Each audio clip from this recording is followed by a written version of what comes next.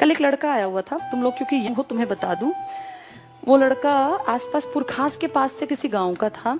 उस लड़के ने बीएससी कर रखी थी दिल्ली यूनिवर्सिटी के हिंदू कॉलेज से, एमएससी कर रखी थी, सर ने बता दिया, परिमल सर ने। एमएससी में वो टॉपर था। मैंने ही सर को दिए थे उसके कागज, क्योंकि मैं उसके साथ बैठी थी। उस लड़के की इतनी दीनहीन दशा थी। परसों आया था वो हमारे पास, या शायद कल आया था। उसने मुझे पता है क्या कहा, मैं इस क्लास के बाद बाहर गई थी तो उसने मुझे कहा कि मैम सर से मेरी मीटिंग जरूर करनी है मुझे आज। मैंने कहा भाई सर तो फ्री नहीं होंगे, हम 2:30 बजे तक तो क्लासेस में होते हैं और फिर सर को ट्यूशन पे जाना है। हम ट्यूशन पढ़ाते हैं बड़े लेवल पे, 6ठी से लेके 12वीं तक को। तो कहता है कि मैम चाहे शाम तक मुझे बैठा लो, मुझे 2 मिनट की सर से मीटिंग करनी है। अगर मैं आज चला गया ना तो कल मुझे दुकान खोलनी पड़ेगी चाय की। मतलब मुझे उस पर तरस आया उस लड़के पे कि कितना हाईली एजुकेटेड, एमएससी में जो फर्स्ट रैंक होल्डर था, जिसने बीएससी इतने बढ़िया कॉलेज से कर रखे जहाँ एडमिशन नहीं मिलता लोगों को, लाइन में लगे होते हैं इतने अच्छे अच्छे बच्चे, और ये सब करके फाइनली उसके हाथ में क्या 3 बेटियां थी उसकी। कह रहा था 21 साल में शादी हो गई और 27 साल का अब है, 3 बेटियां। सोचो कितनी जिम्मेदारी, उम्र कितनी, 27 साल। और अब फाइनल स्टेज क्या थी कि अगर कल मेरी मीटिंग नहीं हुई, मुझे जॉब नहीं मिली, तो कल मैं दुकान पे बैठ जाऊंगा चाय की पे। आप ये देखो कितनी दयनीय दशा है किसी इंसान की पढ़े लिखे की। मतलब मुझे तरस आया कि इतना पढ़ लिख के उसको चाय बनानी पड़ेगी, फिर क्या फायदा हुआ इतनी पढ़ाई लिखाई का। दिक्कत क्या थी, वो अपने घर में इकलौता पढ़ा लिखा था। वो मूवी है ना 3 इडियट्स, देखी हो तो, वो एक पोस्टमैन का वो लड़का था, उसका एक डायलॉग था बड़ा अच्छा, जो जिंदगी में सच में समझने की चीज है कि जो गरीब परिवार में एक आधा पढ़ जाता है ना, तो माँ बाप को लगता है ये हमारी सारी गरीबी मिटा देगा। उस लड़के से वही एक्सपेक्टेशन थी 9 भाई बहनों की और माँ बाप की कि ये हमारी गरीबी मिटा देगा। उस पर धड़ल्ले से पैसा लगाया, पानी की तरह पैसा जाता है। तुम अगर पढ़े लिखे हो तुम्हें पता होगा, बीएससी एमएससी ऐसी ही नहीं होती, रोज आवाजाही में बहुत रुपए खर्च होते हैं, कहीं रहोगे पढ़ोगे तो पैसा लगता है, फ्री में कुछ नहीं होता। और फाइनली क्या है, आज वो बेरोजगार, 3 बेटियों की जिम्मेदारी उसके ऊपर है। और उसने ये कहा मुझे लिटरली कि मैम 20,000 तक की नौकरी अगर मुझे मिल जाए तो मेरे बच्चों की रोटी चल जाएगी। मतलब दया का भाव आया, ये नहीं कि बहुत काबिल है, ये कि इस बेचारे की हालत क्या है। उसको मैंने कहा तुम्हारी जिंदगी की सबसे बड़ी गलती पता है क्या है, तो उसने कहा कि नहीं पता। नहीं, उसने मुझे कहा कि हाँ शादी। मैंने कहा नहीं, शादी तो कोई गलती नहीं होती, तुम्हारी सबसे बड़ी गलती ये है कि तुम्हारे पैरों के नीचे जमीन नहीं थी और तुमने बहुत ऊंची उड़ान भरने की कोशिश की। ऊंचे सपने देखना कभी गलत नहीं होता, पर हम आम लोग जो है ना, आम लोग, उनके पैरों के नीचे अगर धरातल है ना तो ही वो ऊंची उड़ान ले सकते हैं। अब तुम्हें अगर जंप लगानी है तो तुम नीचे धरती पे प्रेशर लगा के अपनी बॉडी को आगे की तरफ फेंकते हो। उसके पास धरातल नहीं था, उड़ान ऊंची भरने की कोशिश, तो औंधे मुंह तो गिरना ही गिरना था। किसी भी इंसान को सबसे पहली चीज देखनी चाहिए मेरी असली स्टेज क्या है। अगर वैसे थोड़ी कड़वी जबान में कहूं तो अपनी फाइनेंशियल औकात देख के आदमी को स्टेप लेना चाहिए, और उसमें मैं भी शामिल हूं। मैं तुम्हें नहीं कह रही हूँ। मेरे फादर इकलौते अर्निंग हैंड थे, हम 4 बहनें थी। ये हमें बचपन से दिखता था कि हमें पढ़ लिख के काबिल बनना पड़ेगा, हमारे पास कोई दूसरा जुगाड़ नहीं है। हमारा ये नहीं है कि पिताजी पैसा लगा देंगे और हम कहीं चले जाएं कि हम कामयाब हो जाए, नहीं, पढ़ना पड़ेगा। अपनी असलियत पहचानी 12th क्लास में। मेरे उस टाइम पर 82% मार्क्स थे, तब बहुत बड़ी बात होती थी। 82% में लोग पता नहीं कहाँ हवा में उड़ते थे। तब मैंने ये बिल्कुल नहीं सोचा कि मैं डीयू ज्वाइन करूं या मैं डीयू जाऊं, मैं दिल्ली से ही थी। तब मैंने सोचा कि मैं कैसे क्या करूं कि मैं 2 साल में इंडिपेंडेंट बन जाऊं। और तब डाइट में एडमिशन हुआ करता था, एंट्रेंस टेस्ट। 12वीं करते ही, जैसे 12वीं के एग्जाम खत्म हुए, अगले दिन एनसीईआरटी उठाई थी 6ठी से 10वीं तक की, सारी गो थ्रू हो गई। मेन चीजों को रजिस्टर में लिखा। सबसे पहले नोट्स थे वो मेरे, जो मैंने नौकरी के लिए बनाए थे। तब मेरी एज महज 17.5 साल की थी। 17 साल और साढ़े भी नहीं थी पूरी, क्योंकि दिसंबर मेरा बर्थ ईयर था। 17 साल 4 महीने मेरी उम्र थी जब मैंने पहली बार नोट्स बनाए अपनी नौकरी के लिए। और उसके बाद फिर मैंने कभी पीछे मुड़ के नहीं देखा। फिर डाइट किया, डाइट करते करते समझ में आ गया कि नौकरी पहली प्रायोरिटी है। तुरंत से तैयारी की, नौकरी मिल गई। नौकरी के बाद मुझे ये था कि मुझे बहुत आगे बढ़ना है, क्योंकि अपने ऊपर क्षमता पे अपने पे होता है, मैं कुछ कर सकती हूँ। उसके बाद नौकरी करते करते मैंने बीएड का एंट्रेंस दिया इग्नू का 2007 में। ऑल ओवर इंडिया मेरा फर्स्ट रैंक आया। मुझे भी नहीं पता था कि फर्स्ट आएगा, और मुझे ये था कि पास हो जाएगा, पर मैं मेंटली फ्री थी क्योंकि मेरी कमाई आती थी। 2007 तक तो मेरी कमाई बहुत बढ़िया हो गई थी। तब तक पे कमीशन आ गया था 2006 का, उसमें मेरा फर्स्ट रैंक आया, ऑल टाइम हाईएस्ट। तब तक वही था, मुझे आज का नहीं पता। 2007 तक इग्नू में 100 में से 84 नंबर का रिकॉर्ड था जो मेरे थे।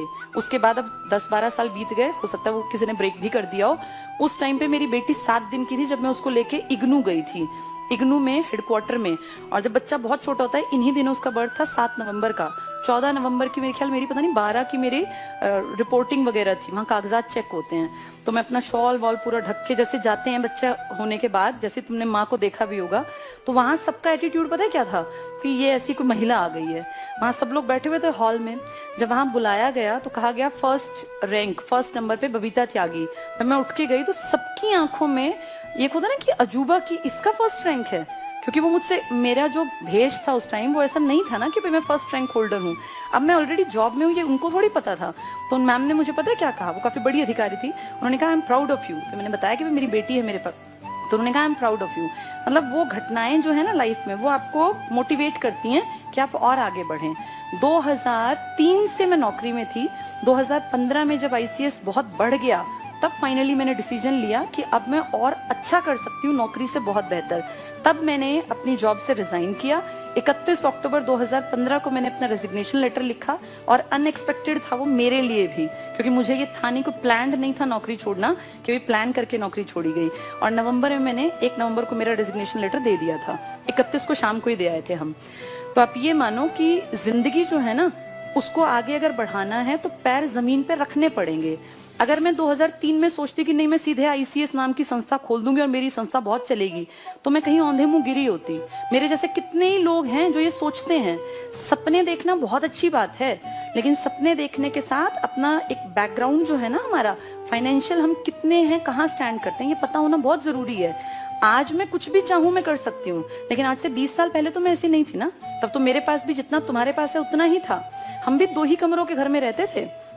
मेरे पिताजी को बहुत अमीर आदमी नहीं थे, हाँ बस ये था एक सरकारी नौकरी थी, तो हम मेंटली फ्री थे। हमारी स्कूलिंग बहुत अच्छी रही, मैं अच्छे स्कूलों में पढ़ी, देश के अलग अलग कोनों में पिताजी के साथ हमेशा रहे, तो वहां से एक अपब्रिंगिंग अच्छी मान सकते हैं। लेकिन मेरे साथ के बहुत लोग थे जो पीछे रह गए, तो मुझसे ज्यादा इंटेलिजेंट थे, कारण सही टाइम पे सही डिसीजन ना ले पाना।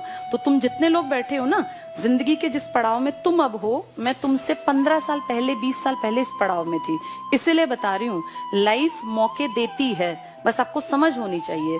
अब जो ये कल लड़का आया था, ये 27 साल का है।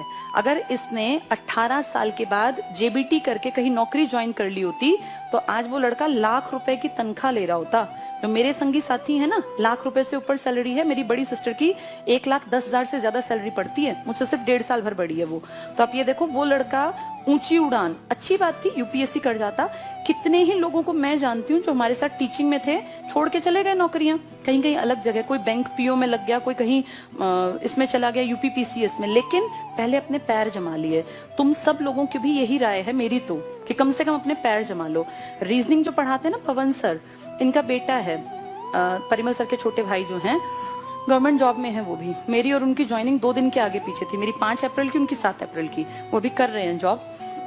उनके बेटे के 94% थे 12th में। 12th के बाद अब हमारे पास इस स्टेज में आके तो ऐसा नहीं ना कि पैसे की कमी है या हम सोचें कि हम भाई बच्चे को ये ना कराएं, पैसे लगते हैं। हम तो कुछ भी अब कराने लायक हैं विद गॉड्स ग्रेस। लेकिन हमने उसको पता है सबसे पहले क्या कहा, कि पहली प्रायोरिटी अपने पैरों पे खड़ा हो। हमारे बलबूते मत सोच कि मेरे पास इतना पैसा है कि मैं कुछ भी कर लूंगा।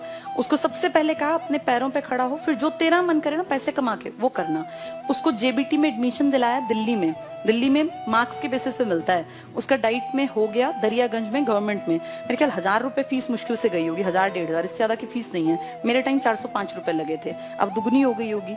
आप ये देखो, वो लड़का चाहता तो हम कुछ भी करा देते, कोई भी महंगा कोर्स कहीं विदेश भेज देते, कोई बड़ी बात नहीं थी हमारे लिए। लेकिन सबसे पहली प्रायोरिटी क्या है, पैरों पे खड़ा हो जा। उसके बाद तेरा मन करे मुझे यूपीएससी करना है, मुझे पढ़ाना है, मुझे शेफ बनना है, वो कहता है मुझे इसमें इंटरेस्ट है होटल मैनेजमेंट में, तो कर लेना, पर पहले पैरों पे खड़ा हो जा। जिस दिन कमाई आ जाएगी ना, छोड़ के कमाई को, ये प्रूव करके कि मैं कुछ हूँ, मेरी कोई काबिलियत है, फिर करते रहना होटल मैनेजमेंट। तो ये देखो, जो समझदार है ना, वो सबसे पहले अपनी जमीन पकड़ता है। जमीन से उछाल ली जाती है, हवा में नहीं उछला जाता। जो हवा में उछलते हैं, फिर उनकी, वो कल वाले लड़के का एग्जाम्पल है, वैसी दुर्गत होती है। और मैंने बहुत करीब से ऐसे लोग देखे हैं जो बहुत काबिल थे, लेकिन वो कुछ नहीं कर पाए। घर और ये गाड़ी तो बहुत दूर की बात है, उस लड़के को रोटी खिलाने के मांदे पड़े हुए हैं। अपनी 3 बेटियों को कहाँ पढ़ाएगा? आज के टाइम में कितनी महंगाई है, सबको पता है ना। सरकारी स्कूल में पढ़ाने का टाइम थोड़ी है। अब तुम सोचो उसके कंधों पे कितनी जिम्मेदारी। इस जिम्मेदारी से दब के वो जिंदगी में कुछ नहीं कर पाएगा। अगर वो 10 साल पहले थोड़ी सी समझ के साथ कुछ छोटा कोर्स करके कहीं 25-30 हजार की नौकरी पकड़ लेता तो आज लाख रुपए पे पहुंच जाता। लेकिन ये समझाए कौन? और अभी भी तुम्हारे सामने बात कर रही हूँ, आधे तो अभी भी हवा में होंगे।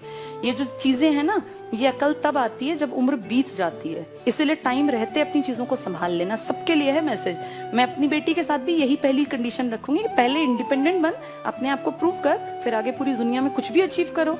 जिसने एक चीज हासिल कर ली वो कुछ भी हासिल कर सकता है। कॉन्फिडेंस बहुत बड़ी चीज होती है और ये आता है जब आपके अंदर काबिलियत पैदा हो जाती है, पैसा कमाते हैं। इंडिया में काबिलियत पैसे से होती है। आपकी बुद्धि के अंदर घुस के कोई नहीं देखता आप कितने बुद्धिमान हैं।